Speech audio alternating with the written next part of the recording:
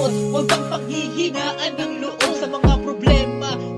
Huwag kang magpapataon, huwag mong isipin na ika'y nag-iisa. Huwag mong intindihin ang sinasabi ng iba sa iyong pagkakadapa. Bumawid ka, ika'y tumayo, maging matibay ka sa Panginoon. Huwag kang lalayo dahil sa Kanya wala namang imposible. Handa Kanyang tulungan, ano man ang mangyari. Problema ba sa asawa? Problema ba sa pamilya?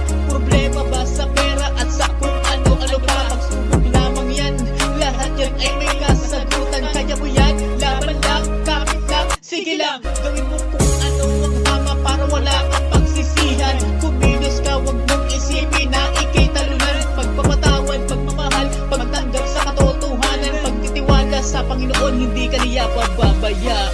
Halika sabayan mo ako sa awit ko na ito. Awit na pagpapatibay sa gumugulo sa'yo. Huwag panghinaan ng loob, bagkus ika'y maging matapang. Sikapin mong maging mabuti sa kabila ng kahirapan. Huwag mag-alala pagkat hindi tayo pababayaan ng ating Ama na laging nandiyan.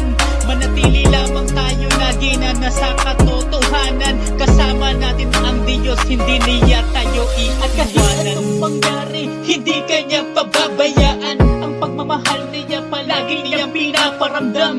Hindi man siya nakikita ng ating mata, ngunit lagi siyang andyan, laging sumusuporta. Ibabangon ka niya sa mga pagkakadapa mo. Hayaan mo lang ang mga taong umuusig sa'yo. Pagkus maging matibay ka, kaya mo yan, kaya mo yan. Ihakbang mo ang iyong mga paan na walang alinlangan. Tulad ng mga ibon na lumilipad sa kaparangan. Manalig ka, magtiwala ka sa ating Panginoon. Kahit gaano kabigat ang mga pinapasan mo ngayon, manalig ka.